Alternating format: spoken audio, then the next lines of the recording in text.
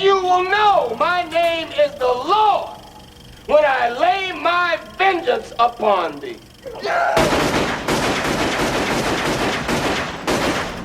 Hello everyone and welcome back to the movie calendar. My name is Lee. My name's Terrence. And we are in episode, not sure which one this is, but it's episode 2 of Directed December. I think 27. And episode 2 of Directed December. Yeah, it is episode 27. And we are here to talk about, arguably, and many people do argue, one of the greatest pieces of cinema, if not the greatest piece of cinema that has ever been produced. Yeah, you will get people arguing that, yes. Pulp Fiction. Yeah. Insane. Yeah. We have no idea as to how we're going to cover this film, but we're going to do our absolute best. We've got a few notes written down. This is going to be a very ad hoc episode. If you're here for the first time, welcome. It is so lovely to see you. We're going through a bunch of Tarantino films this month. Last month we did Reservoir Dogs. Now we're doing Pulp Fiction. We've got Kill Bill Volume 1 and Kill Bill Volume 2 to come. I think the only reason this will be ad hoc, it's not so much ad hoc that, we're just jumping in, we've just watched it, now we're talking about it. We've got so many notes and it goes all over the place, like the film itself. It just wreaks havoc on your logic, your senses and sensibilities. It's just amazing. So iconic, status, cult references everywhere through life because of this film. My brain at the moment is just structured in the way that the film is, which is just all over the place, but yet seemingly somewhat still making sense. Yeah, we'll work it out, and at the end we'll look back at it and go, wait, what was that bit? How did he do that? This is going to be a very hashtag what about when heavy episode. We've got an amazing email from a regular listener, Tobias. Thank you again for reaching out. We're so sorry we missed the Reservoir Dogs one. That email did come out the following day after we had recorded. So very sorry about that one. But yeah, we've got a big one for Pulp Fiction. It's going to make it in, which is very exciting. We've got time codes down in the description below. If you'd like to jump around, if you're listening to us on your favorite podcast app of choice, we have a YouTube version as well. The movie calendar. We are at the movie cal on all of the socials, Twitter, Instagram, best place to hang out with us, and an email as well, themoviecal@gmail.com. And we have our website, themoviecalendar.com. Go there and you'll see all the films we've done, links to all the other episodes as well, or you could just subscribe on any of the channels. Yeah, just our channel, not any other channel. Yeah, subscribe on any channels you like, as long as you're subscribed to the movie calendar. Actually, that's a good point. We're getting close to a milestone subscription level. We nearly have 10. Give us a subscribe if you haven't done so already. It costs you nothing, and it's just easy to push that button. Yeah, like and subscribe and ring the bell. That's what they all say. Sure, I have no idea what any of that means. But yeah, enjoy. We're having fun and we hope you do too. We are going to be talking about the film as if you have seen it. Yes. So full spoilers ahead. If you haven't seen the film, absolutely check it out. This one is well worth your time. Quite a bit of language, a little bit of violence. At this point in time, you know whether you want to or don't want to see a Tarantino film. If you just want to hang out with us, you're more than welcome to do that as well. Yeah, we want to keep this friendly for everyone. So Lee is amazing with, reminiscing with dialogue. So if he goes into a bit of acting out a scene, we're going to let him fly and I'll beep out the Fs. Yeah. And lots of other rude words being said in this, but we'll keep it all clean as we can. My kids aren't going to watch this because it's about a movie that they're not going to watch until they're of age.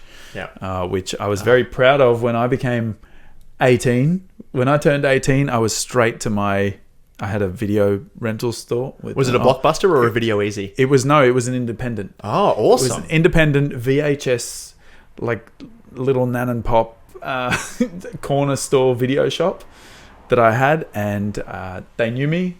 And they knew me for years, and I was very proud one day. It was just after my 18th birthday, and I went up with Pulp Fiction and said, I'm going to hire this R-rated film. Thank you very much. You must have been, you would have been on cloud 9. Oh, it was so good. I couldn't wait to get home and watch it. That's such a cool story. I was like, what did you rent? I'm like, Pulp Fiction, it's meant to be pretty cool. Had you seen it before? No. Oh, wow. I was 18. Yeah, you can see movies. Actually, no, you can't. If you're under 18, you cannot see movies that are rated 18. See rated. Yeah. No, you're not allowed, kiddies. But no, I wasn't into getting into cinemas and watching and doing all that. I'd go out every now and then, but it wouldn't. I don't know why. I should have gone in and watched this. I could have handled it. It's so good. This Very film is just responsible incredible. I have a similar story actually with renting a film that we're talking about next week, which is Kill Bill. So make sure you subscribe to get that one. Yeah. And yeah, I'll tell that story during that episode. But I have a couple of stories to go with this film. Include seeing it in the cinema. Obviously, not when it came out. I was far too young. I had no idea as to what it would have been. But no, I have seen this film in the cinema a couple of times. I'd like to go back and watch it. If you get a chance to do it, it is amazing on the big screen. It's so cool. Oh, that'd be awesome. All right, well, tell your story throughout the episode. Yep. How are we going to break this one down? So this one's going to be broken down into, I think we'll talk about the dialogue, because you cannot talk about this film without talking about the dialogue. Very pithy, as we learned that word last week. Episode. Mm-hmm. Yes. And then we'll probably go into the style of it, the structure. If we have time, we'll get into the characters as well. And then, as I said, it's going to be a big hashtag what about when episode, because there's just so many moments that we want to talk about. Yeah, and we won't talk about every single character because this whole thing is so character driven and so many different storylines coming together, obviously, that we're not going to go into that. But we do want to hit a few points. Yep. I wish I'm not a film student. I wish I kind of was to go into... Am I boring you? No, I was just... I was flicking through his watch, everyone listening. Not watching on YouTube, I was looking at my watch. I was just taking note of the time. How dare you? I know. We had a few technical issues before we started, so we were going through fixing all these, so it's a little bit later. But I wish I was a film student to understand a lot of the language used behind breaking up story writing like this. But as just a film enjoyer and observer of this medium, I was just blown away by it. But I really do wish that I could, go back and see if Hitchcock did this kind of stuff, or if other big directors, I just don't have that. So. There's a lot of homages in all of Tarantino's films, and it's he does it out of love. People criticize him for just stealing other films, but he puts his own spin and flair on it, and there's a reason why his stuff is cult, and some of those other things are more need to find. And there are so many other directors that do blatantly make shot for shot, which again isn't stealing in the way that it's done. It's to help their storyline, and they're doing it in extreme obvious homage to the original director. I mean, it's different if they're doing the whole film, okay, but there's a line to cross, and I don't think Tarantino has crossed it. But then again, I did just say I don't know many directorial things. So I think a lot of people who say that, and I don't want to put words in anybody's mouth that's not in the room to defend themselves, but it's my podcast, so I will. And I think a lot of it's jealousy. Like, as you said, a lot of filmmakers do this kind of homage to other films, but I think Tarantino does it to such a high level that there's probably a little bit of jealousy there. Yeah. Oh, look, if he gets called out for it, if you like, I'm sure he would say what inspired him. He does, He's very open to be like, yes, all of the music in this film are from other movies, or this scene was a reflection on this random, Italian film that I saw when I was a teenager, and I wanted to put it in my brain and then put it into this film. Like, it's everyone does it. No writer or director just makes it all creates up from from nothing. Like, it all comes from their own experiences. And Tarantino's entire life is an experience of cinema. Yeah, I mean, next episode we do Kill Bill, obviously massively references huge Japanese film. Yep. And a lot of not only styles, definite styles, but characters. Actually takes characters from from other films and puts them in his stories, which is just awesome. Not to mention his own films. Yep. And utilizing storylines and character lines, I guess, in each one. Yeah. There's always a little like flow throughs between all of his films. Like, there's so many theories out there about how all of his films are connected in one, in one universe, which is kind of true. Like, there's references to like Red Apple cigarettes, and like Big Kahuna Burger is in a couple of films, which it made its debut in this one. In Pulp, yes. Okay. Yep, with Jules. Yep. Yeah, Jules.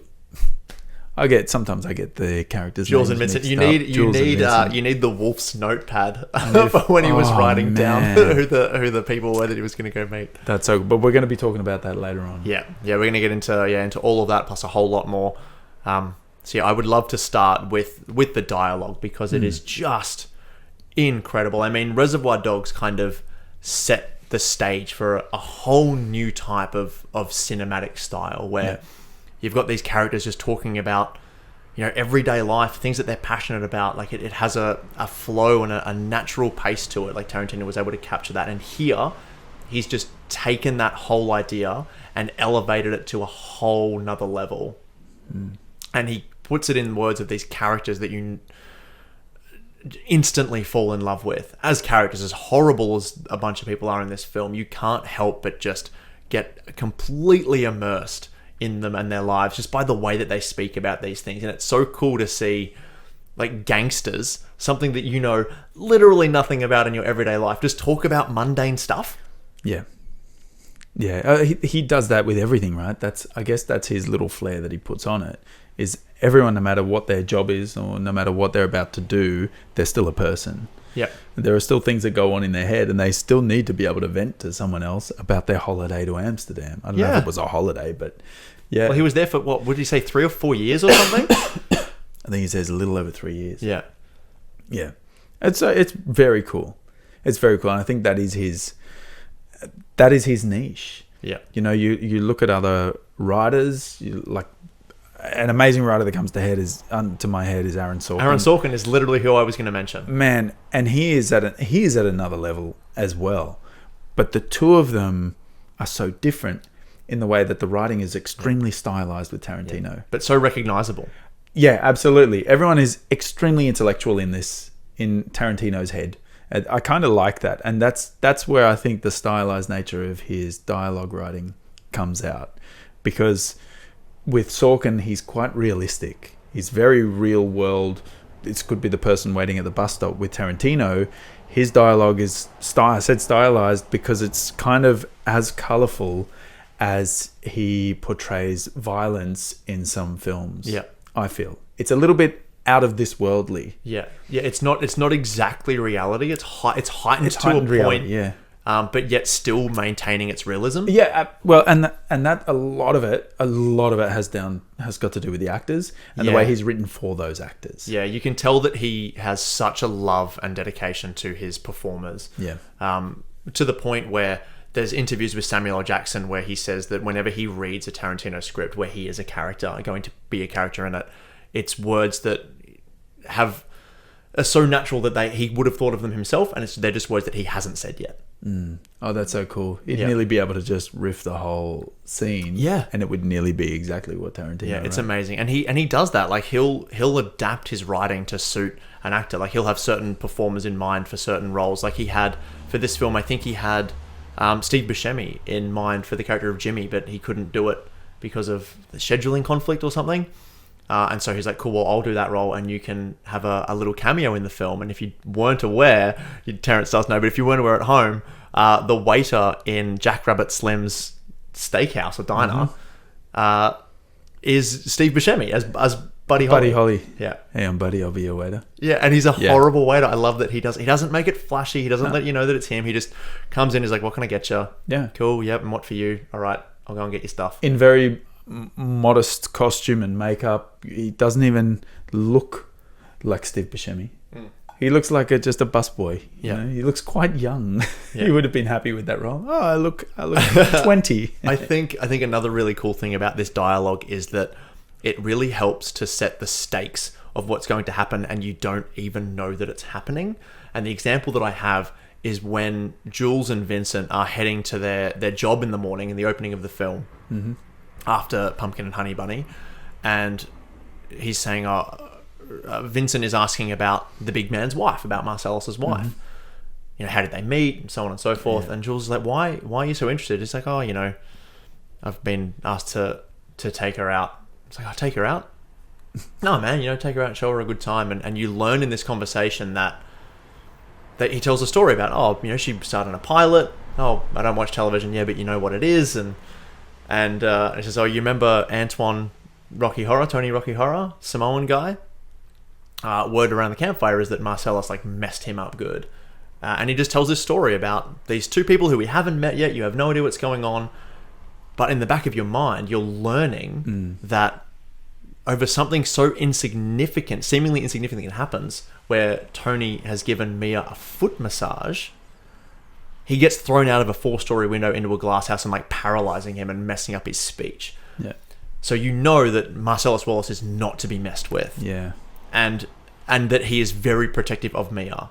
So that when Mia ODs later in the film, whilst that the stakes are high in and of itself, I don't even know whether you realize or not, but you know what the consequences are going to be if something happens to her. It's all done through this mediocre style dialogue.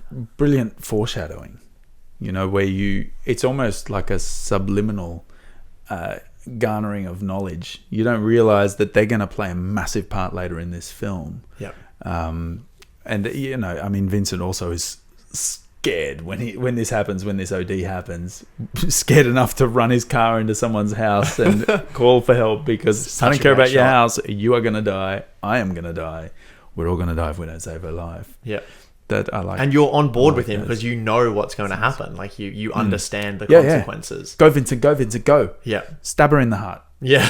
Oh my gosh. Please, someone stab her in the heart. Oh yeah. She needs to live. We'll get to that in the What About Wednesday, I reckon. Yeah. But yeah, it's those things that are hidden in the dialogue, and I think you just said it so well then, where it's subliminal. Like you don't really know that it's happening. Like you're so used to being spoon-fed things in film, where someone's like, "Oh, make sure you take care of the wife, otherwise, Marcellus is, because he's so protective, he's gonna he'll mess you up if something goes wrong. Like, or make sure you stay on his good side." Yeah. Like it's disgusting, and a lesser film. I'm so sorry if there is you can hear cars and stuff going on.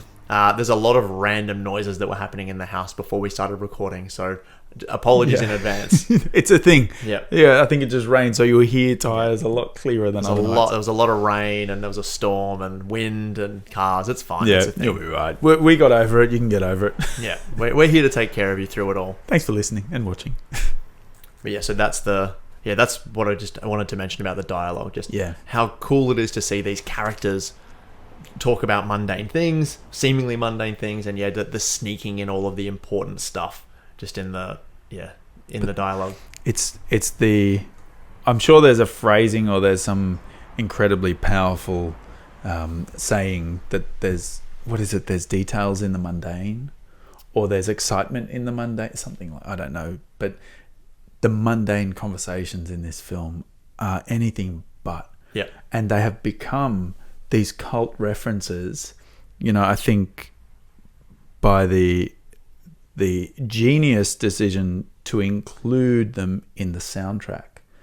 Because I've got to say, I think the soundtrack of this film has helped elevate and take this film through time. Because people will listen to music a lot more regularly than they'll watch a film, just through sheer convenience of being able to put it in the car or whatever.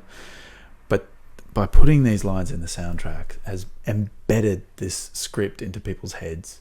I've memorized a few that I've forgotten, but since turning 18, that changed my life. Yeah, I learned a Bible verse. Yeah, I know. Everyone learned a Bible verse. Yeah, exactly. Yeah, that's got to be the quote that we put at the opening, right? Yeah, over the flicker. Like you can't not do it. As I was thinking about other quotes that we could put that are more niche or whatever, but it's the quote. You have to do it. And it's like, so you're watching, so you would have heard it, and hopefully it was successful. But usually it's 15 seconds over that. Yeah, the flicker of the projector. Seconds. Yeah. So hopefully we can fit some good amount in there. Yeah, I think we would have. Yeah. Like you don't know what we're talking about. Let's stop talking about it because you already know what we're talking about. Yeah, true. It's already happened for you. But it's fun. Every episode we think, what are we going to put what's the quote we're going to put over the front? It's kind of cool. It's very cool. Yeah. All right. Dialogue. Good. Perfect. Should we talk about style? Let's talk about style. I don't think there was any style in this film. He just told a story and told it as it happened. Yeah. It's very linear storytelling. Yeah, nothing special about it as well. Boy meets girl. I think boy wants girl. Boy stabs girl in the heart with adrenaline. Girl IDs. Wow, that would have to have been one of the biggest talking points about this film. In fact, okay, I didn't watch the film when I was 18, but the reason I wanted to rent it so badly was because I wanted to see this thing that was told non-linear. Yeah. This was just groundbreaking. As a kid, I think I was in grade 12. Yeah, I was in grade 12, so I knew what this meant and thought, I can't wait to see this thing. Yeah, this film was like a drug for people in cinemas. Like people who just liked films, and then you got the hardcore film fans. Like they all kind of came together and were like, there is a change happening. Like this is changing now. And all you have to do is look at any films that came out after this to see all of the attempts at trying to make the swagger of this film appear in another one. It just doesn't happen. You can't copy and paste this. Unless you are copying and pasting it like in The Simpsons. Unless you're parodying it, then I think, and that's perfect homage back to what we were talking about before. Yep. If you're talking about Tarantino homaging other films for his films have become the go-to homage, right? There's literally so many. Most of us know. If you're new here, then you might not. I'm a huge fan of the Marvel Cinematic Universe. There's literally in the film that this is in reference to here, Captain America: The Winter Soldier. There's a scene where you see a gravestone, and it's literally got on it Ezekiel 25:17. Oh, in reference, obviously, to Pulp Fiction. Wow, it's just incredible. It's good when a film you love is parodied in so many other ways, not just parody.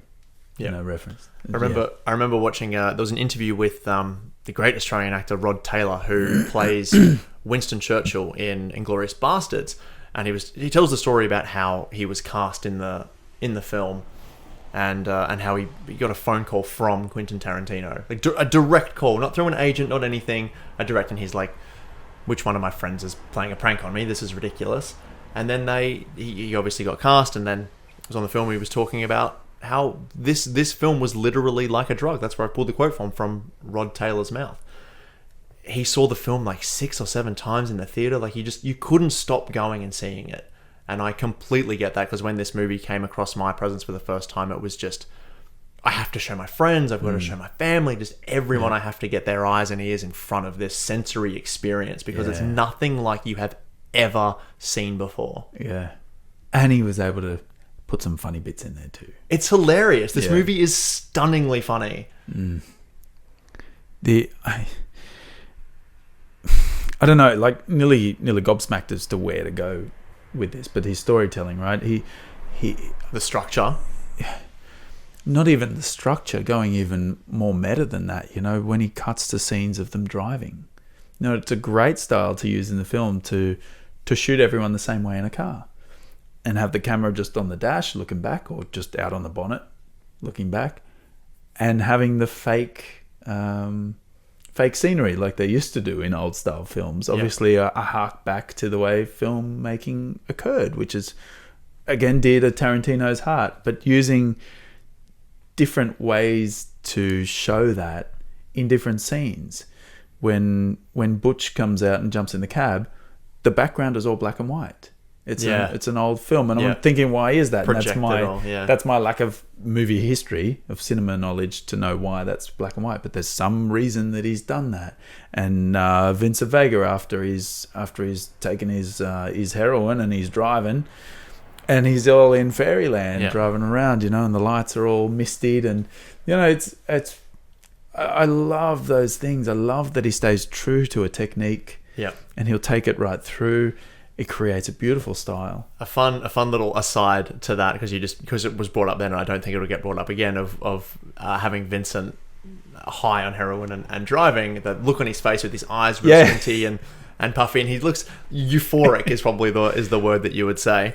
When he partnered with a couple of heroin addicts to just learn, what it was like, because he obviously wasn't going to do it for the film, and they gave the advice. It's like, what you need to do if you want to feel the effects of it is to get really drunk on tequila and then go and lay in a hot bath. And so he went home to his wife and was like, we've got research to do. and they both got wildly drunk on tequila and went and laid in a hot bath together. Wow. Yeah, which I read that piece of trivia, I think, on IMDb, and I thought that was hilarious. That is really weird. Wow. Yeah, specifically tequila, apparently.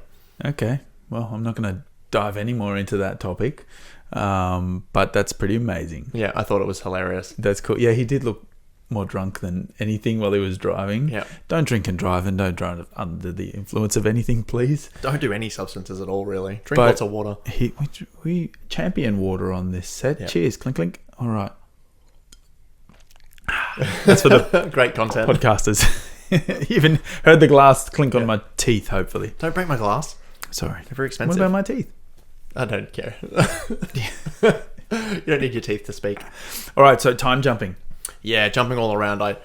I still remember the first time I saw the film, and when we get to the diner at the end, Oh, yeah. and they're talking very philosophically about, you know, Miracles God and and- miracles, and then giving up the life and wandering the earth, and then like midway through their conversation, it cuts to Tim Roth and Amanda Plummer in the diner being like, "Garçon, coffee," and you're like, "Oh my "What?" God, this is from the opening of the film." It just blew my mind. Yep. It's so good. Or when like Butch goes back to his apartment during the Gold Watch segment, and the machine gun is left on the thing, and like Vincent gets killed, and then later we see him later in the film, and Yeah. it's just, Yeah. and you're like, what is happening? You have these realizations in the moment. It makes so much sense, and I love this non-linear style of storytelling when it works as a benefit to the narrative. Doing it for the sake of doing it, for just style's sake, is no good. And I could call out a few filmmakers that kind of do that, and sometimes they've gone a little bit far and beyond, but I won't. I really want to, but I won't. I'm guessing you don't want to put those ones on the calendar? There's a particular film that I saw quite recently that I was just like, this is stupid and makes no sense. No, don't do that. We're about celebrating cinema. Yeah, no, we are here to celebrate cinema. Don't do it. He wants to do it.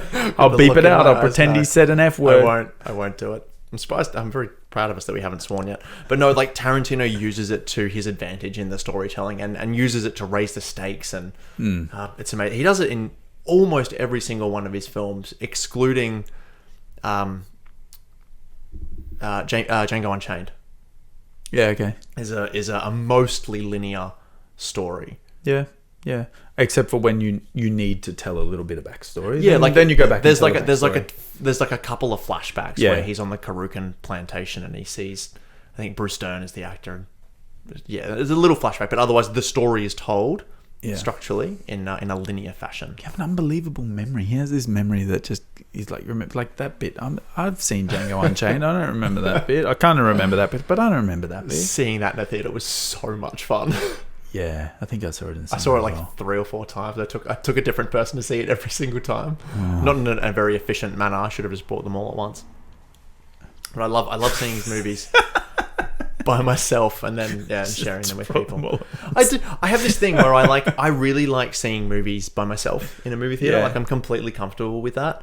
And then what I can do is I can gauge what the audience is kind of like for it. Yeah. And then take the friends that I think will really get something out of it. And then it kind of gives me an excuse to see a film more than once, and then also tell people to avoid a film if it's rubbish. Yeah, I like seeing a film in a cinema for the audience reactions, and it adds so much more to it. Yeah. And as a, I'll make a couple of little videos and things, and I love. There's nothing better than watching an audience react to your work, especially when you make it for love, you make it for them to enjoy. Yeah. On whatever level, there's nothing more satisfying. So I have that little, like, behind the curtain as a person who makes this stuff to see and appreciate when an audience loves it. And I just think, it'd be so good for the director to see this right now. Where do you like to sit in a movie theater? Wherever the kids choose. And since we haven't seen many films, my wife and I, without kids, it's always a bit of a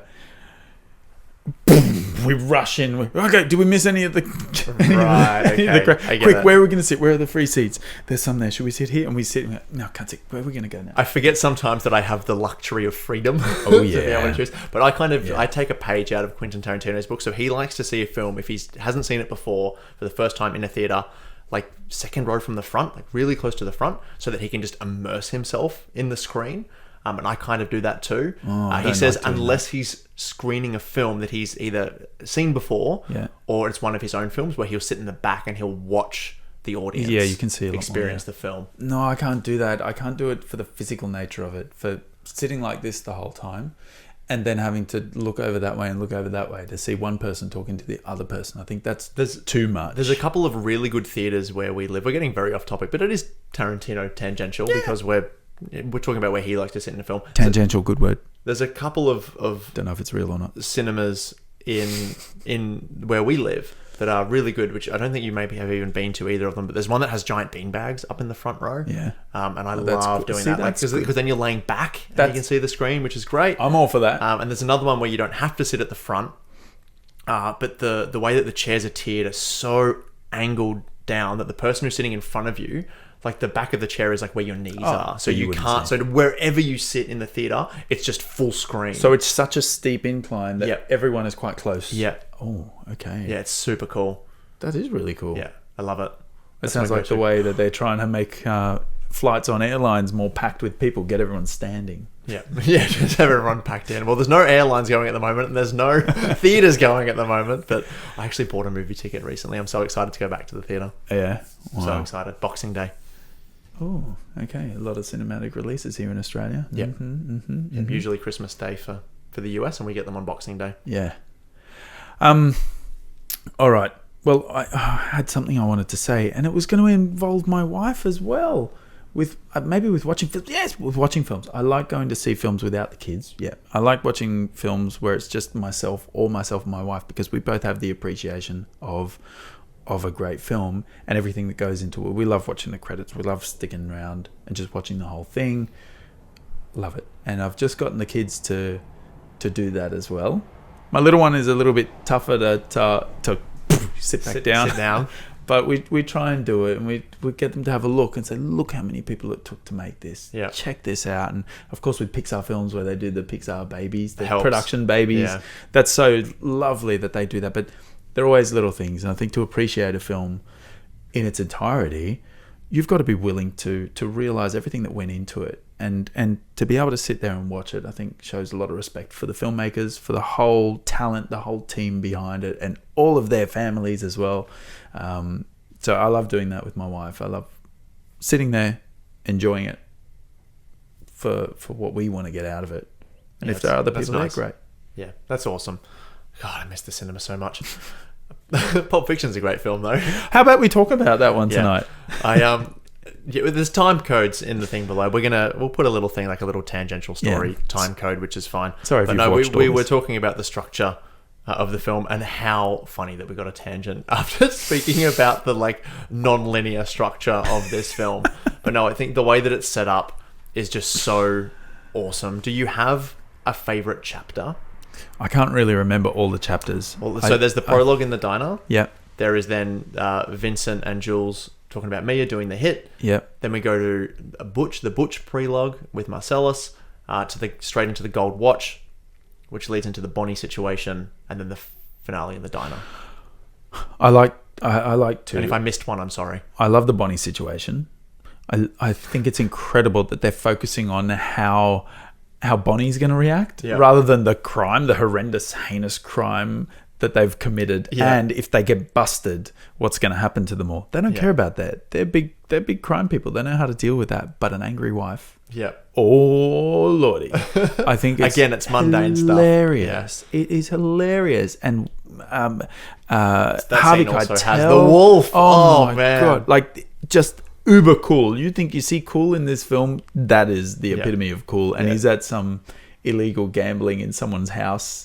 You know, when he takes the call? I don't know I don't think he was. I think he was. He's in a bedroom. He's in a bedroom, and they're calling out things for roulette.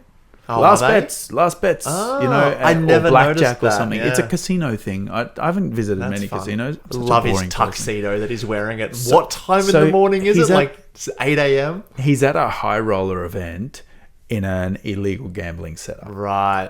And he is rolling in dough, ready to go at the drop of a hat. And he's been up all night. Because they don't say, we'll meet at 5 a.m. Yeah, they've been going from the night before. So this character just doesn't need sleep. He just lives off absorbing cool from everywhere and then just exudes it. Oh man! And so that's got to be one of my favorite scenes, and it has to be said because I said this in the Reservoir Dogs episode that I was not a fan of Quentin Tarantino's acting ability. Yeah, he's not a great actor. I think he's acting in this. Yep. This is the best I've seen him act. Yep. Way better than Django Unchained. If you want an Aussie, hire an Aussie. Sorry, Quentin. Gosh, don't even start. We all learn the hard way, don't we, mate? It's the worst. So I think his portrayal of Jimmy was unbelievable. I loved it. I loved his anger that he brought. I loved his frustration. I love that he was him as well. Yeah. You know, in interviews that I've seen, I'm like, oh, he's just being himself. I loved it. It was so natural and so relevant and so great. Nicely written. It was him. I know my coffee's good. I loved him in this role. When Barney goes to the supermarket, she buys shit. And I forgot that he did that because I totally ripped on him for being a bad actor. Yeah. I love him in this. So I love that. And then just, I won't go into detail about it, but I also loved another one that I totally forgot about. Oh, yes. The Gimp, wherever that one happens. The gold watch. The gold watch bit. Yeah. Because it's about something good coming out of one of the most horrific things you could imagine yourself being involved with. Yeah, they get put through it, those characters, to come out on the other side. Yeah, I love that I could breathe at the end. Yeah. So what I rewatched the film this week. During that whole scene where they get captured by Zed, I knew it was coming, and in my head, before it came up, I was like, because I remember how uncomfortable the scene is, and like there's not humor that sort of comes from it. Like while that scene's happening, there's someone either side of it, but I was like, is this necessary in this film? And is there a way you can do it without it? And whilst yes, there probably is, because there is always different ways around stuff. It's just, you have to have these characters go through something like this together, so that there's a forgiveness on the other side for the horrible things that Butch did. Like Marcellus is ready to just literally go to the ends of the earth to find and kill Butch after he betrayed him, because we all know how much Marcellus Wallace hates betrayal. With the foot massage, which did or didn't happen, it's open to interpretation. According to me, it didn't happen. And then so for them to go through that together, and then the conflict on Bruce Willis's face when he gets upstairs, he escapes from the chair, knocks out the Gimp, up the stairs he goes, and he's looking to head out the door and pauses, and the reflection on his face of, should I go back and save Marcellus? Like, he's got a soul, he's a real person. He has empathy, and obviously ends up going back. And one of the coolest scenes of him, someone trying to pick a weapon ever, which again we'll get to in What About When.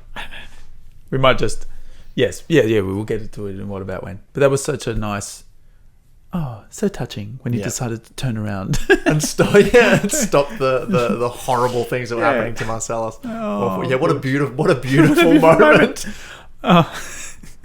Yeah, I really wanted them to become friends at the end. Oh gosh, I was at that level of like, you got to hug each other now, and make up. You'd never want to see each other again, would you? Team up, you know? Yeah, because you'd have that memory. Let's rule this town. When Butch gets back to Fabian in the hotel, and he's like, since I left you, it has been the single weirdest day of my life.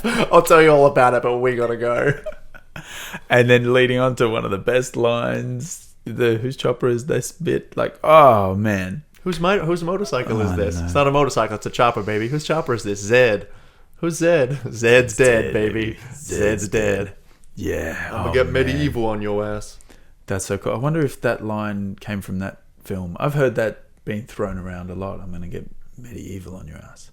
Oh, it probably came from this. Yeah. There was another one that I heard, thought of. I didn't think of it. It was the where Jules and Vincent are talking in the hallway before they go and collect the suitcase again, where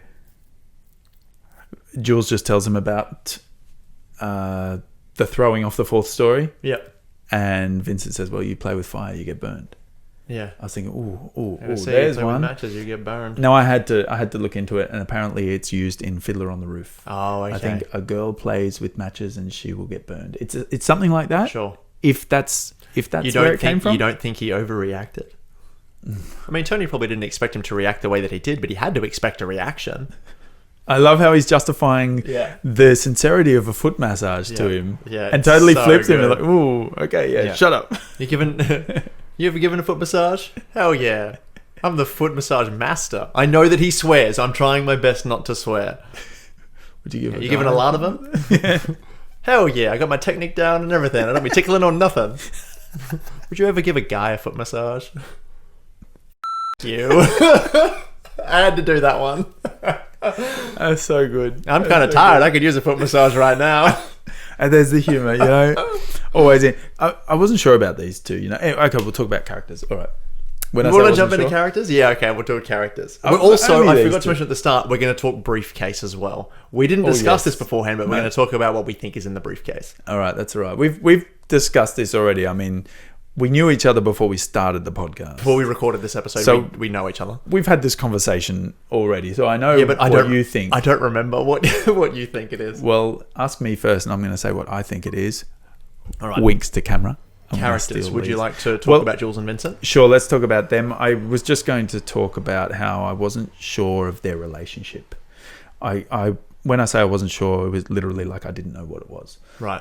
If they were mates, if they were friends from beforehand, if they worked together before, if this was their first job that they'd been on. Yeah, no, it was hard to pinpoint. Whilst I don't know, I think that they have been working together for a little while, enough so that when when Vincent flew back in from Amsterdam, I think maybe Jules might have picked him up from the airport or like that, because he's asking about his trip. So I think they knew each other before. I think they worked together for a little bit, and then Vincent went off to Amsterdam. Yeah, and then they've come back and they're reunited. Yeah, and they do. He does say. He says something like, "Yeah, you love it the most." Like, so he knows him. From I think they know, but not too well, because when the wolf drops them off at is it Monster Joe's Truck and Tow? Right. They live in different... And they live in different areas. And Raquel. He says, do you want to get... I feel like some breakfast. Do you want to have breakfast with me? The fact that he asks him, like, do you want to have breakfast? I think is more of a... Like, they're not that close. Because you would just assume, like he'd say, let's go get breakfast. Yeah. Yeah. So it's a nice... I think it's kind of a nice friendship that they form in this. Yeah, it's professional, really good. But they've both been through a little bit as well. I mean, they've just done a normal job. Yeah. But then stuff went wrong. They learned a bit about each other. I love the bickering. The bickering that they have. And that's why I'm not sure. It's so funny. Like when they're in Jimmy's bathroom and they're washing up and Jules washes his hands and Vincent does his and picks up the towel and he's trying to just blood all over the towel. It's like, oh man, what is this? It's like, what? You watched me wash them. I watched you get them wet. That's how I speak to my kids. I used the same soap you did. When I finished, my towel didn't look like no goddamn maxi pad. I watched you get them wet. That's how. I did brush my teeth. Yeah, I watched you. I watched you holding a toothbrush. I saw the toothbrush in your mouth. That doesn't mean you brushed your teeth. My kids have learned the trick. They go, yeah, I have. Look. But they're just eating toothpaste. They just eat it, but they think that they don't eat it. They just kind of rub it. Sometimes they're good kids. They brush their teeth, but they do the mistake of going, watch. And they're getting the air from their lungs. Like, that's not good smell. Sorry, darling. No thanks. It didn't work for you. I love their little bickering, which is why I wasn't sure, when they fight like that. I'm like, they kind of know each other at some level. Anyway, I do like it. They work really well together. Yeah. Yeah, they're on the same page. Their little conversation in the diner towards the end where he's so shocked. Vincent's so shocked. It's like, you're really considering leaving the life. It's like, what, when you were sitting here eating the muffin and then you're like, I'm out. It's like, I was sitting here eating my muffin and I'm going to go and tell Marcellus this afternoon. Yeah. Wow. Because what are you going to do, walk the earth? Yeah. Oh, yeah. That discussion is just... the earth. Is so good. So you decided to be a bum. Without legal tender, you're a bum. Well, it leads into... If my answers scare you, Vincent, you should cease asking scary questions. I frighten you, Vincent. So good. What do you say? I want to go meet interesting people, have some adventures. Get into adventures? Yeah. Like Kung Fu. Yes. Linked to he's so cool. He mentions a character. I don't remember what he's referencing. It's his name. Kane. That's David Carradine's character in Kung Fu. Oh, really? That is his surname, is Kane. That's cool. Yes, very cool. I didn't know that. Lee didn't know that. I knew that. Boom! Episode finish. Mic drop. Point for Terrence. Another character that we should talk about. Very short amount of screen time, but the wolf. Oh, yeah. Harvey Keitel is so good in this. I prefer this performance than I do the performance in Reservoir Dogs. And I love Reservoir Dogs, but he is just, with the short amount of screen time that he has, is incredible. And yeah, like we said, like oozes cool and just confident, quiet, in control, is stern when he has to be. But other than that, he's the most courteous, friendly. But you see the cogs constantly churning. Like, he gets the information and then he has a plan. It's instantaneous. That's why he's there. He's a problem solver. So he talks fast. He thinks fast. You got to keep up. And again, in the scene where he's taking the notes, what's the wife's name? Bonnie. When's she due home? Yeah. Yeah, no. Where is it? Half an hour away. I'll be there in 10 minutes. Yeah. Like, he understands that, like, time is a factor. Time is of the essence. So when he's upstairs talking to Jimmy in the bedroom and Jimmy's trying to have this, like, awkward conversation of, like, oh, like, these are our best linens. Like, these were given to us by our Uncle Conrad and Aunt Ginny, and they're not with us anymore. And, like, your uncle the wolf knows he has to jump in. Yeah. He's still in a polite manner. He lights a cigarette and he's like, let me ask you a question. If that's okay. He's like, yeah, of course. And then proceeds to be like, were they millionaires? Well, your Uncle Marcellus Wallace is. But, like, he jumps in because he knows he has to. But then he's also very polite by being like, oh, if that's okay. Like, he has a choice. He doesn't have a choice. It's so good. Yeah, it's amazing. And has fun with what he does as well. Like, when they're getting hosed down and he's laughing, what do they look like, Jimmy? Oh, they look like dogs. Oh, man, that's so cool. I like that when he's handing out the money, he goes, you like oak? Oh, yeah. I like oak. Oh, yeah. Oak's nice. And then before we go away from this scene, when Jules tries to do small talk with Jimmy about the coffee. Some gourmet shit. Yeah. And then Quentin's beautiful. You don't need to talk to me about my coffee. Against that, yeah. I know it's good. Not reprise. Because I buy the good stuff. It's amazing. And the little nod as well when that's what I want to get Winston, to. Yes. Yeah, when the wolf comes in and they get the coffee, it's like, oh, they're in the car. They're looking at the car. And it's like, hey Jimmy, I smell some coffee brewing. Do you mind making me a cup? Lots of cream, lots of sugar. And then he goes in and just takes a sip and turns around with a knowing little, this is really good. I love that. It's so good. I couldn't remember it happening when I rewatched it just recently, and watching it, you know, you have those moments of he turns around and says how nice it is, and then he did it. Yeah, it's so sweet. It's such a beautiful moment. I love it. It's hilarious. There's another nod to something as well later on that I wrote in the notes. I'll see. I've got so many notes. I haven't looked more than once, and I haven't read anything. I looked to see, is anything going to jump out at me? No, because the text is tiny. We're talking. All right. It's good. It's good. Maybe I should look at something. Let's talk about Mia, because yes, I'd love to talk about Mia. Her character is so interesting. Like, the wife of a gangster. I think my favorite chapter is the Vincent takes Mia out on a date. Not a date. It's not a date. Definitely not a date. She is so painfully flirting with him. Yeah, like painful. Just like having the most fun. But I think they genuinely have chemistry. Yeah, absolutely. Like, it's electric and between Vincent those is like, two characters. He's like, I got to play it cool. You're professional. My favorite scene, I think, in the entire film, and I'd have to think about it because there's so many, and we'll get to it. What about when? But is when he's in the bathroom at a house where they get back. They've done the dance contest. They've been out. They've had a great time. They've got the trophy with them. They've busted back into their house, dancing, put on some music. I'm gonna go take a piss. Too much information, Vincent, but you go right ahead. And then he's in there and he's just talking to himself in the mirror. Like, this is a question of loyalty. This is a test. And he like talks himself out of like, it's like, drink your drink, but do it quickly. You're just gonna go home, and that's all you're gonna do. And then he comes out of the bathroom, and she's like OD'd on the floor, and like then it all kicks off. And he's come out going, yeah, I gotta go. Yeah, hey Mia, look, thanks for the night. It was fun. And she's just like, seeing the grossness coming out of her. Like I really like the fact that Tarantino doesn't shy away from showing you the horrors of it, because we've seen the euphoria of it all when Vincent's driving, and it's like, oh wow, that's cool. No, it is not cool. Like, this stuff is bad, and he's happy to show it to you. And you actually mentioned in the Reservoir Dogs episode that, you know, there's a lot of talk about lot of talk about Quentin and his violence and his use of it, but all the violence has consequence. Yeah, it's for a point. It's for a purpose. It's not just there for the this. sake of being there. Yeah, And we're talking about Kill Bill next week, which we'll get into that conversation because that is stylized. yes, which we all know, and we will address that then.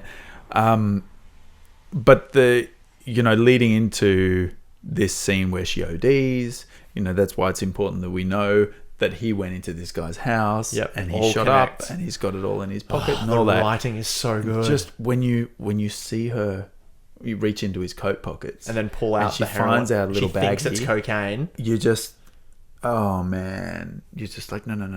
Stop. My Like I didn't God. when I first saw it, I didn't know what was happening, but like now, like knowing what she thinks it is, and and it said horrible. very briefly, but the what's the actor's name? The dealer, the character or the actor. the actor. I don't know the actor's name. I'm sorry, I'm but gonna it was supposed to be Kurt Cobain. Oh really? Yeah, Oh, yeah, and the girlfriend was supposed to be who was her? Courtney Love. Courtney Love, yeah. And Yeah, that's instead who it the was characters were based Patricia Arquette. off. Yeah, Patricia? Rosanna Arquette. He actually it's Lance. says, Let's just say Lance. Lance says, "Oh look, I don't have any other. Yeah. I've just got some baggies. Is the baggie okay? Yeah, Hey, honey, can you get me some baggies? which and helps some with twistics? identifying the Yep. misidentifying. Yep. It all works. Everything connects so Yeah. well. But yeah, Mia is just such an amazing character and playful and fun. And The first time we are seeing that Tarantino allows himself to explore his foot fetish yes, is yeah, with Mia. get introduced to her. We see her lips when she's talking to the microphone. Make yourself a drink and I'll be down in 2 shakes of a lamb's tail. Vincent. Yeah, the intercom. We've got that as a what about when from Tobias. Spoilers for that. I love how she keeps playing with him because he's just answering. Yeah, And so she, good. Hello. And she answers. Push the button. You don't need to. You can Yeah. hear. Oh, it's And just, she also had nothing else to say to him other than pour yourself a drink. Like she could have just said that and not made him go to the intercom. exactly. Just messing with Exactly. him. Yeah. And he says, "Where is it?" cat You know, with cat it's- with a mouse. I love that. Yeah. I love a lot. I realized I say I love that a lot in a lot of our really? episodes. Yeah, I love. Well, that's because we're here to celebrate movies, so we're talking about great cinema. I've been a lot of can't wait saying words until too. we put a film on the calendar that is like one of your all-time favorite films that you know better than I do. That's going to be a lot of fun. Awesome. Oh, Eric Stoltz. Eric Stoltz, correct? I had to look because the name left bugging me. you? Eric Stoltz. Yeah. Well, Any think other characters? Because I mean, They're the 3 main ones. Marcel or Butch.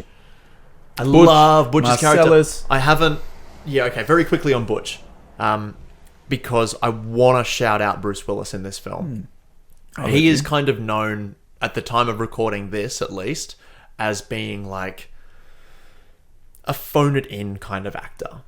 Like he kind of just gets a paycheck, and in fact, where there's scenes where he's not actively in, but other characters are talking to him. Like it's reported that he doesn't even go there. They just get a stand-in double. So like he's just like, yeah, I'll come in for a couple of days and do a script and pay me this many millions of dollars. okay. And, yeah, and doesn't give very good performances, and you can kind of see it in his films, which is such a shame because he's a brilliant actor, or at least he was. And this film highlights it incredibly well. Like Tarantino gets a performance out of him. This is his best performance in anything that I've ever seen him do, including Die Hard, for me. Wow. I'm trying to think other things I've seen him in. I'm drawing a blank. Sorry. Whole 9 yards. No, I could list off a few. Hudson Hawk. Look who's talking. Hudson Hawk. I'd rather go Hudson. You probably haven't seen that. I haven't seen Hudson Hawk. That was an 80s film. That's a heist film. It's fun. It's a comedy, but lots of action. I like that. Yeah.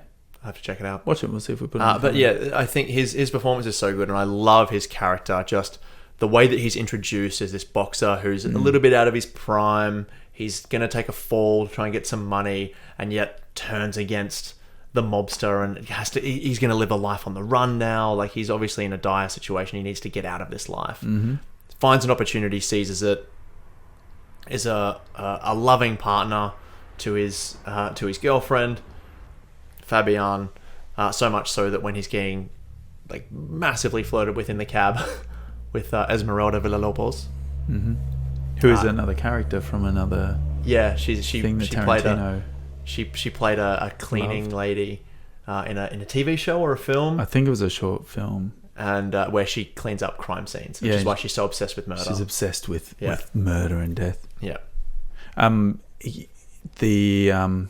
His character is one of a few that have this switch. You know, he is. You said he's an extremely caring and he's loving also an partner. asshole. Yes, he has a switch, right? So he's also willing to kill someone. Well, he didn't know that he killed someone, but he is extremely violent or capable of it. He's strong. Which is what you need to see what happens Yeah. later on. You Yeah, need him. like to he get out of didn't the realize that he situation. killed Floyd. That's right. Yeah, but he's totally different to Fabian, and he's so loving and patient with her, and Oh, he can be impatient, and yeah. Yes, there are some which not we so see. good character traits there, but that's human That's- beings. that's what I Like, mean, yeah. They're flawed, right? Yeah. And I love the bit when he gets back on the chopper to her, and he's trying to rush her, and she comes downstairs. She's like, "Get on," and she just like she starts starts crying. and he immediately is just like, "Oh, I'm so sorry, honey," Yeah. and like doesn't run. He's like, "Tell me about your breakfast. Did you get the blueberry pancakes?" No, they only had buttermilk. Like, what happened? Are you sure you're okay? He's like, "Yeah, I think I broke my nose. It's gonna be fine." Since I left you, it's been the weirdest day. Get on, I'll tell you all about it. Well, and the flipping that I'm mentioning is with Pumpkin and Honey Bunny. You know, they're talking in the diner, la, la, la, and then they just turn into these maniacal criminals. Get out! Like, that was good. Anyway, Everybody be cool. This is a robbery. move and I'll execute every last one of you. Yeah. And then it goes into the music. Do-do-do-do-do-do. So good. Soundtrack in my head. You sounded like you were going into the Seinfeld. My theme tune voice then. Are you is okay? totally... I don't know. I've been talking all day. Right. Well, and I talking think- all night. I think it's going to be worth jumping into What About When, because this is probably going to be a bigger one. Should we do that or Marcellus's case? We'll do that at the end. All right, Remind me. Now, have we done all the things we said? We haven't touched on everything. There's no way we could talk about everything in this We film. can't. Leave a comment down below if you're on YouTube, or send us a tweet, or hit us up on Instagram. Or go watch one of the other thousands of videos on YouTube that will go into full detail and breakdown of all that stuff. Yeah, exactly. And We're not then here to do come that. back to ours. We're just here to have fun. Yeah. And add the film to the movie calendar, which we're going to do after we do our hashtag What About Whens. Yes. So here we are in What About When. We're going to get straight into it because this is going to be a big section. I've got a wonderful email here from a regular listener, Tobias. Thank you again so much for this. So Pulp Fiction, episode 27. No, Yep. 27. I think Yeah, it is. Yeah, because Kill Bill 29 and then 30 will be the first one in the I new should year. write it somewhere on my phone, shouldn't I? I used to write it when I had paper, and I would write it at the top of the paper, but I've completely forgotten. I'll go through this. The email Yes, is 27. really quite long, and he's even included a picture very from cool. because he talks about a popular meme that came up of Vincent where he's walking around Mia's apartment and he can't find the intercom. It's so this is wonderful. This is a great way to get in touch with us. If you do want to explain a little bit about what your thoughts are, definitely in the email. That's perfect. Yeah, amazing. We love getting those. We've had quite a few in there. They're all been amazing.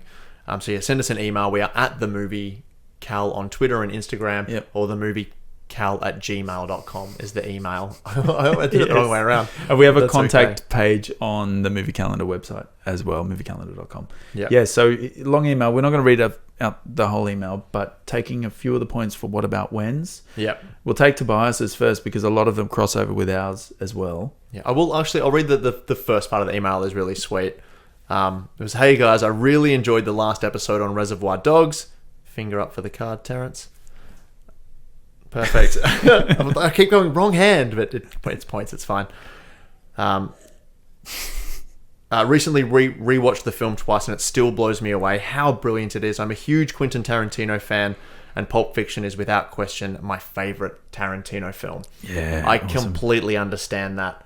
It's on the top of so many people's, not only just Tarantino films, but just films in general. Oh, yeah. Like, completely understand that. For me, not my favorite Tarantino film. We will get to that one eventually on the calendar, I'm sure, and I'll talk about that. Email goes on, a few really nice comments saying how amazing and handsome we are. No, he doesn't say that. I added creative, I'm pretty sure he does. creative license there. Here are my hashtag what about when moments for Pulp Fiction. So, the opening conversation between Honey Bunny and Pumpkin. Again, Quentin Tarantino is just an absolute master when it comes to dialogue, and watching these two characters discuss their previous crimes. It's amazing. And yeah, have to agree. I love Tim Roth in the diner again. It's so good. Cool. So good. And he's speaking with is that his native accent? His native, his British, natural accent. Yep. I love that.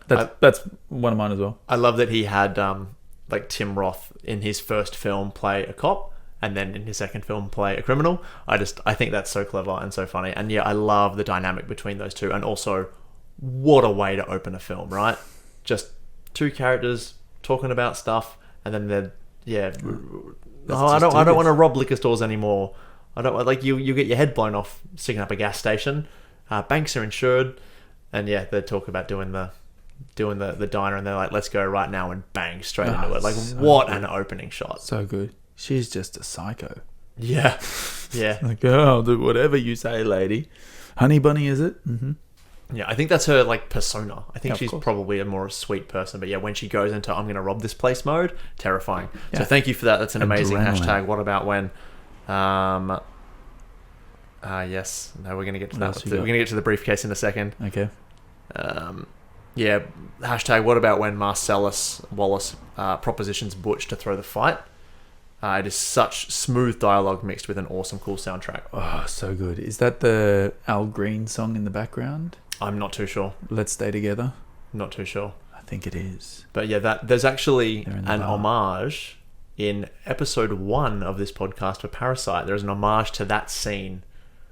In our episode. When we did talking? Yep. And you'll notice when we did talking, you'll notice it from the very first frame of us being on screen. You should see it. So yeah, jump on YouTube, go to our Parasite episode, and has it got to do with this? And you'll see it. Oh, yeah. Okay. Should I do this? I'll put my finger up to point to a card, an interactive card. There it is. Yeah, you'll be able to see it straight away. I had a friend of mine message me and be like, "Was that for Pulp Fiction?" Yeah, of course it was. And I was like, "Yeah, inadvertently, yes, absolutely." We plan. So we know. We drop. But no, that is such a cool scene. Yeah, we talked about it a little bit before in the episode of just the close up on Butch as he's being told you don't see Marcellus. To throw the fight, and yeah, you don't see Marcellus. You just see like the back of his head. Yeah, and then the crossover as well where Vincent. Is that late? That's later, isn't it? With what? Where Vincent and Jules come in. That's after already, isn't it?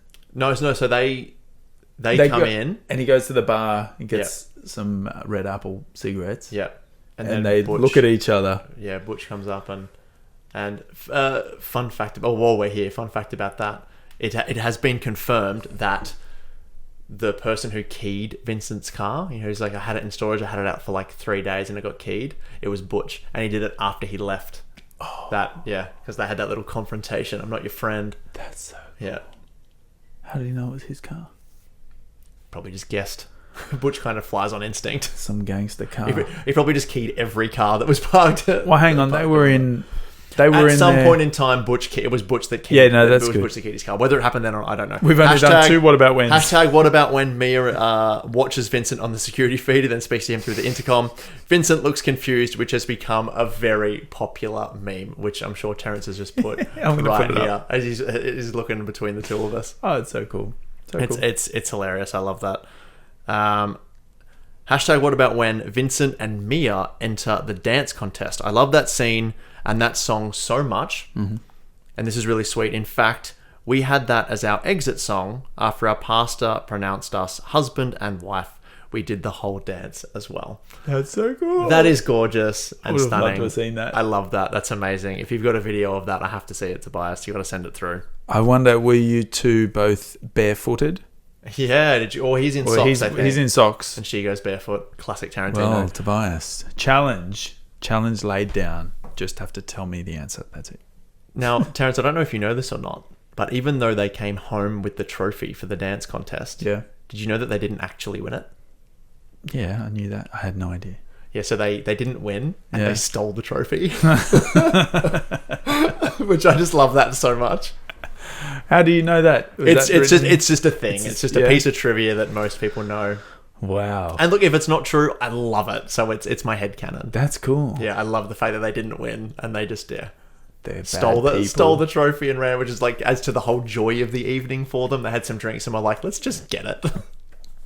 Oh man, those two should have hooked up. Yeah, well, so I think Vincent would have been cut in half by Marcellus if that had happened. Yeah, probably. We've got a bunch more here from Tobias.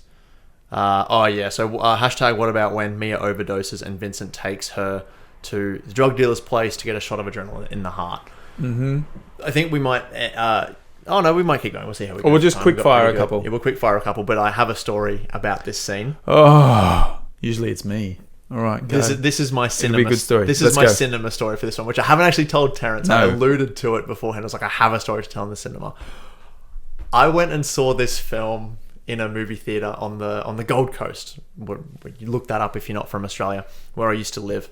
They were doing an event over the weekend where they were doing like $10 movie tickets for like cult films as well as the new releases that were coming out. So I saw there were some days where I saw like 3 or 4 films in a day just because I had the day off. So why not? Cool. And I went with a few friends to different films. One of my friends, Jay, shout out to you for going along on the ride. And one of our friends that we took to see Pulp Fiction had never seen it before. He was an adult, obviously. We were all young adults. And during that scene where it's all very heightened and Mia gets taken to the drug dealer's house and she's laying on the floor and they're all arguing about where's the medical book and get the shot of adrenaline and we need a magic marker and they're all shouting and it's all happening. And then he gets the shot and they're about to do it and he just a countdown and he goes 3 and lifts it up and it goes silent and it's just a close up and they're all sweating and it's calm. Mm-hmm. During that slow, like in between 3 and 2, all I heard was thud. And my friend had passed out in the movie theater. It was just it got too much. It was too high and he just went bang down on the ground and he just collapsed. So we went over to check to see if he was okay. But like testament to the realism and just like terrifying nature of that scene. And Tarantino will never watch this in a million years, but if this manages to find your presence at some point, you made a friend of mine pass out in the movie theater during the stabbing in the heart scene for me in Pulp Fiction. Wow. Incredible. I couldn't believe it. He was fine. Like, he was okay. He came to pretty much straight away. And yeah, and he went out and got some air and then came back. But yeah, just insane. Did he see him deliver the blow? Nah, he was on the floor. He was out. he was gone. That's awesome. It's incredible. Awesome. Yeah. What filmmaking. Wow. Is it? I remember he's got his hand up. Do they do a close up on the end of the needle? On the needle, and the drop of adrenaline just the dripping? droplet comes out. It was during that the thud on the floor. Oh man.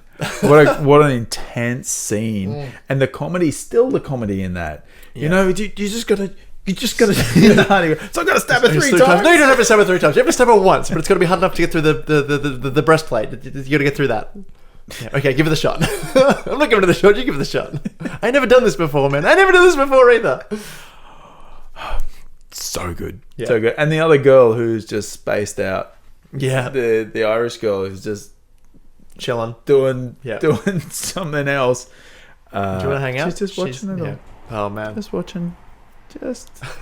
Just another day. Yeah, it's insane. What an absolute that's a cool amazing scene. If you haven't noticed as well, there's a couple of really cool things in the background of that scene. There's 2 board games that are sitting on a table. Oh yes, go. Is it Game of Life? Game of Life is one. Yep. As I saw them and I was like, oh, I bet you they're for. I can't remember the other one, but I know it was. Yeah, I did see them. The other one is Operation. That's right. Which is so good. Like that's right. Like yeah, production designer like tip the hat because so good, amazing. There's another really good thing like that in Kill Bill, which we'll talk about. All right, we'll talk about that. Of a prop in the background, or not so much in the background, but yeah, we'll talk about it. Then. All right, we'll talk about that. Does Tobias have any other what about ones? Oh, so many. Let's start listing them. We might smash some out. So hashtag what about when Captain Coons, played by the brilliant Christopher Walken, gives young Butch his dad's watch. That story is incredible. I love it. What about when Butch sneaks back to his apartment to collect his grandfather's watch and shoots and kills Vincent? Oh man, when he finds this cannon with a silencer on it. Incredible. I think. Have you noticed that anytime Vincent goes into a bathroom, something horrible happens in the film. Did you notice that? So he goes into Mia Wallace's bathroom and she ODs. He goes into the bathroom at the diner and it gets robbed. And he goes to the bathroom in Butch's apartment and he gets killed. Wow. Yeah. Okay. And he's doing a number 2 during every. Oh, except for the one where he's in Mia's apartment. He's talking himself out of sleeping with her. So he has to go home and maintain loyalty. Where he's taking too long. Yeah, he's taking too long in the bathroom. There's your number 2. But apparently, and I read this, I don't know if the validity of it is true, but apparently one of the side effects from doing heroin is constipation. Oh, wow. Okay. I did notice when he's on the toilet a couple of times that he's reading the same book. It's a pulp magazine. So when he's in the diner, it's Pulp Fiction. I don't really, I the definitions there and everything. Yeah. Pulp. What do you mean Pulp Fiction? A mushy mat. It's just a magazine. Okay. It's a graphic novel about a spy. I looked it up. It might be now, but Wikipedia that. No, it was. What about when Marcellus Wallace crosses the street and spots Butch at a red light? Butch then runs him over and crashes the Honda. Marcellus then tries to shoot and shoots the bystander instead. I love that he shoots the bystander. And both get captured, and Marcellus is sodomized by a cop. Little cameo by Kathy Griffith. As herself, she's credited. Did you see that? Yes. Kathy Griffith herself. It's got in the titles. I love it. So weird. And they're talking about him. Oh, which guy? That guy over there. And he pulls out a gun. Yeah. And they all scream, and Kathy just goes. Just walks Oh, away. what did we drop a phone? That was my phone. That's okay. And then Butch saves Marcellus. We should talk about getting the weapon. Choosing the weapon. Didn't we talk about that already? No, I said we do it. What about? Oh, okay. All right, do it. Let's talk about it. He changes his mind. He decides to go back in. Yeah, but so not empty-handed. He's like out the door. He's half out the door, and you can see it in again the amazing performance by Bruce Willis on his face, the conflict, and he's like, "No, I've got to do something before I go down. I've got to get a weapon." Picks up a hammer. The hammer first. He's like, "Yep, cool." Turns it around so it's got the fork bit on it. It's like, "Oh no, hang on." Puts that down. Baseball bat. Yeah. This is it. This is gonna do it. 2 hands wielding. Yep, cool. Looks around some more. Oh, hang on. Down that goes. Chainsaw. That's off the shelf. Amazing. And then he looks up and they change the lighting so that he looks like he's looking into the eyes of God himself and just doesn't even look where he puts it, just sort of throws the chainsaw down. And you're like, what is he looking at? What is he going to get? Is it a lightsaber? Like, what is happening? And then, gets the samurai sword, the katana off the wall. And it's so badass. I love it. Yeah, that's good. And he's like, yeah, I'm ready now. That's it. I'm going down. Goes down and slashes him up. That is one of my what about whens. Goes and I list all the weapons here. Do we have any more from Tobias? There's a couple more. What about when the guy bursts out of the bathroom to shoot Vincent and Jules, completely misses, and Jules thinks that it's divine intervention from God and decides to retire. That's pretty much wrapped up the whole movie. That's wrapped up and summarized the entire film for Jules' arc, at least, anyway. Yeah. So really cool. I love it. And I love how they both look at it. He's a miracle. He's like, it's just a freak accident. Yeah. Another Arquette sibling. Yes. Is the fourth person in the room with that hand cannon. Yes. Rest in peace. Yep. What about when... We've got two more. What about when... I can't believe I didn't talk about this. What about when Vincent shoots Marvin in the face by accident in the back of the car? It's so good. The lead up to it is amazing. It totally catches everyone, right? Marvin, what do you think about it? It's like, man, I don't even have an opinion. You gotta have an opinion, man. Poof. Just, oh, man, I shot Marvin in the face. I think that is one of those real, what moments. Really. That... No one saw that coming. No one. Not even a little bit. No one. It was changed from the original script. It was supposed to be that Vincent shot him in the neck. Yeah. And he died more of a blood loss. Like a long, a gurgling kind of horrible. And it was either Vincent's idea, John Travolta. What he's saying, or Phil Lamar, who plays Marvin. It was one of the two ideas. Phil Lamar says that it wasn't. But it wasn't his idea. Yeah. But John Travolta says that he got the idea from him. So it's Okay. and again, it was a long time ago, so they just probably don't remember. But yeah, just the comedic value of just having his head explode in the back of the car. And the inside of the window with the curtain of red. I got the image of one of those confetti bombs going off in an enclosed room, and you're outside and you just see a couple of little dribbles of confetti out the bottom of the door. Yeah. We're talking about the most horrific thing that could ever happen. Yeah, but it's just it's too good. Last one. What about when the wolf shows up to solve the problem of dead Marvin? Also love Mr. White. I mean Winston the wolf, aka the wolf's response when Vincent asks him to say please. And gives them the orders. Yeah, he says, "I'm curt with you." Yeah, if I'm curt with you, it's because time is a factor. Oh, so amazing. What's up Winston's butt? Not Winston. What's up Vincent's butt to all of a sudden start going, "Hey, be nice to me." Yeah, it's just part of his character. He doesn't like people barking orders at me. That's all. In the in that same chapter, what about when we see Marvin's body in the trunk or boot of the car, and we only know that it's Marvin's body because we see his beautiful face that identifies his body, the one that just got even though there would be no face left over after that. That was funny. I'm like, wait, what? Yeah, amazing. That was funny. Look, I've only got a couple of what about whens. I'm going to list them. Here we go. What about when Vincent Vega comes out of the toilet and Butch blows him away? Oh, I said that one. What about when we realize that the diner Jules and Vincent are in is the same one as Pumpkin and Honey Bunny? Yeah, amazing. Blew my mind. Man.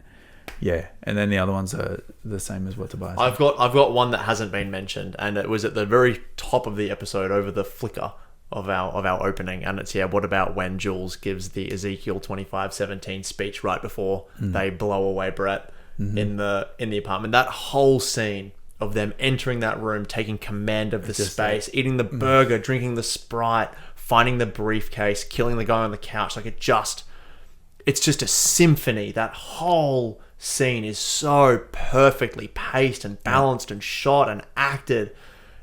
Everything is on point in that scene, and you learn everything you need to know about those two people. It's so different to other scenes in other films where you know things like that happen when the heavies come in to lay the law down for those that have done wrong by the mafia or by the whatever the criminal overlord.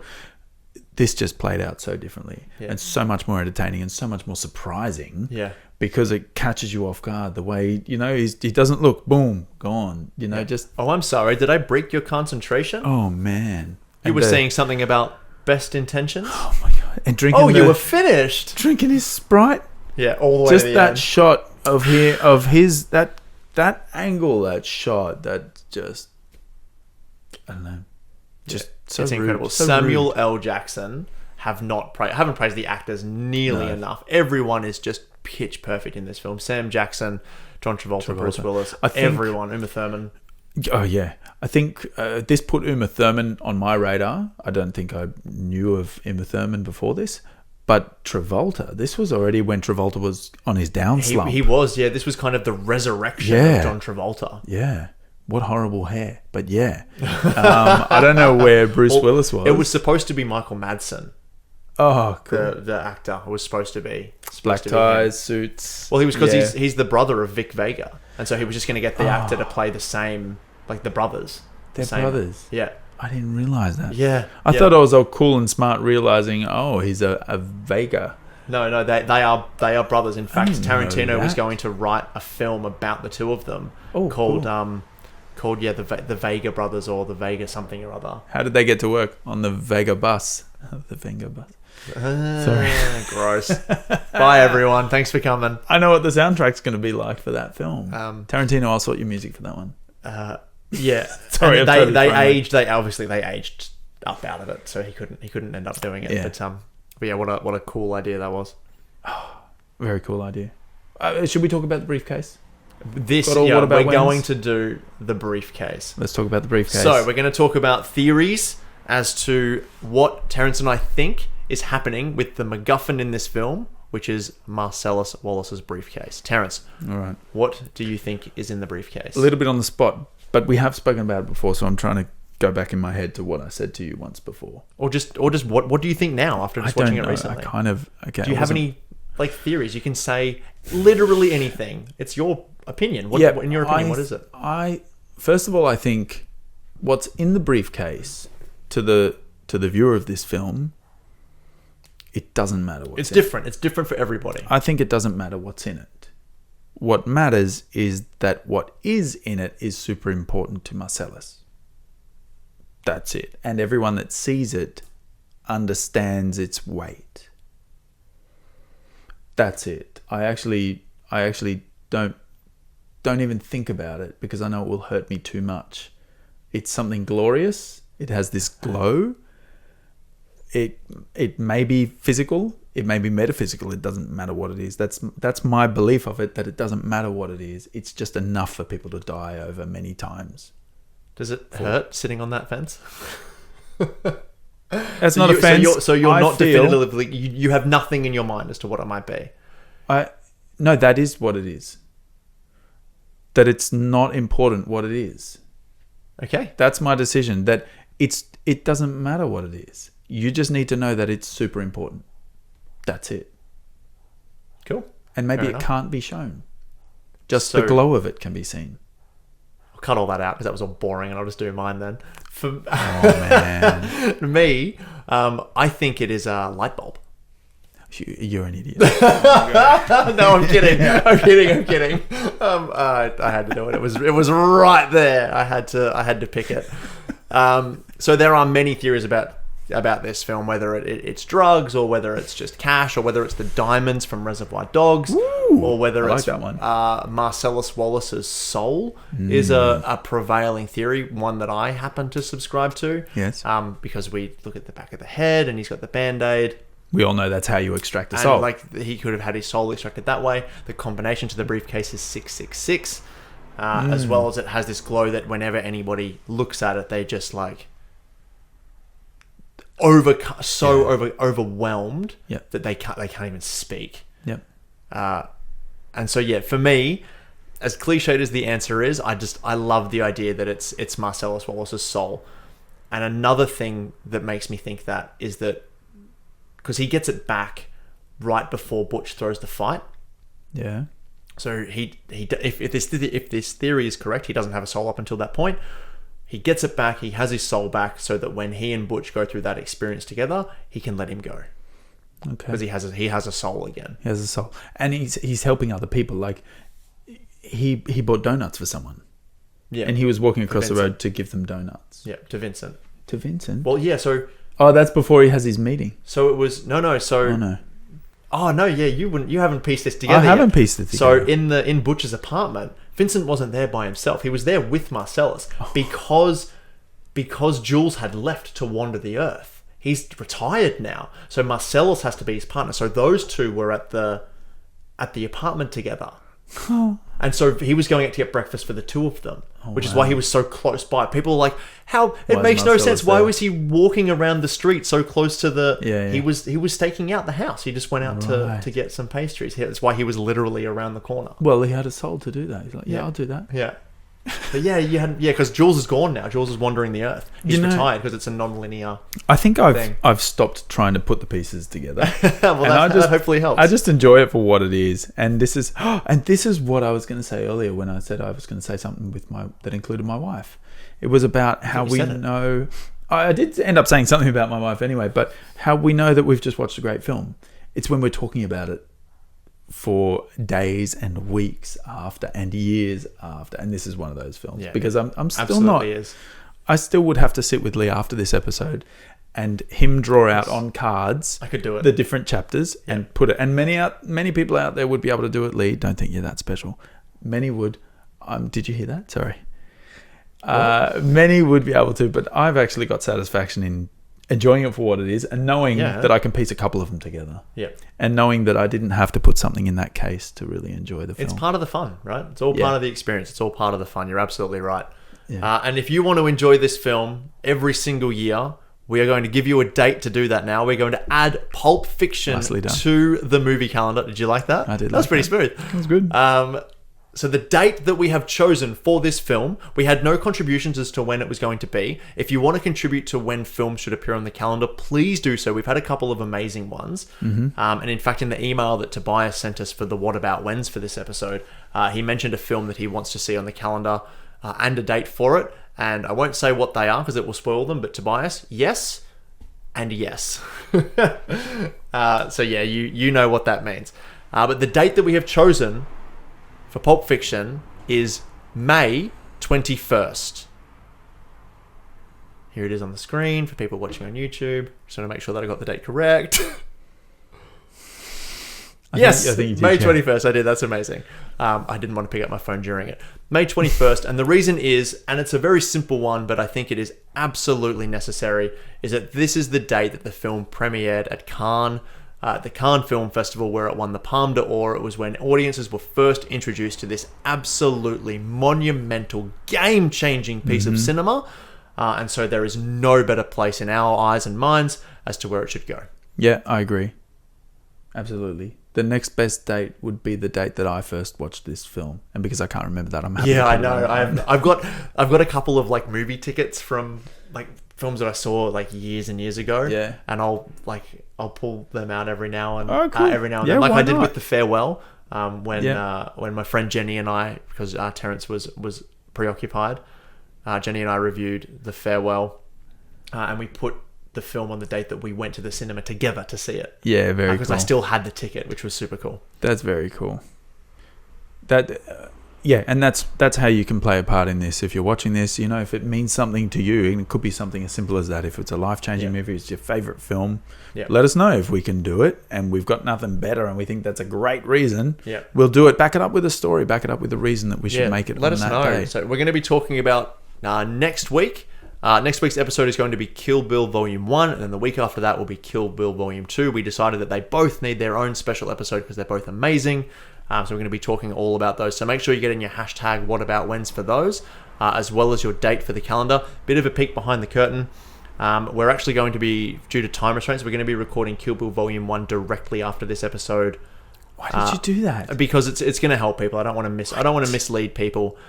So make sure you get in for Volume 2. We're not going to be recording for a while. So Kill Bill Volume 2, please get in your hashtag #WhatAboutWhens so that we can add them to the episode. We'll try and notify you when we're doing things like this. So if you want to know, we're doing them all together. The absolute best way to know when and what we're recording is follow us on Instagram and Twitter. They are literally the best ways. Instagram, even better, because then you get nice, pretty pictures.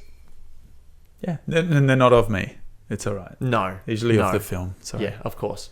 There was so much that I'm looking through. There are so many notes that I've got that I think are so relevant to talk about. But look, we won't talk about everything. There's so much more that links to every Tarantino film. So many nice little Easter eggs. I don't even want to go there because very quickly before we end the show, I want to quickly say, I know that we finished the episode already, but I really like that Tarantino subverts his own expectations from Reservoir Dogs and has a Mexican standoff at the end of this film that everyone survives. He has a Mexican standoff that everyone survives. Yeah, there's guns pointed everywhere, just like they are in Reservoir Dogs, but instead of literally everybody dying, everybody walks away. And I love that expectation subversion because people would have been expecting that when they went and saw this film. So good job, Tarantino. Well done. You nailed it. This kid's got a bright future. Thank you, everyone, for watching. Thank you, Terrence. That was a lot of fun. Yep. And we'll see you next week for Kill Bill Volume 1. Beautiful. See ya. Bye.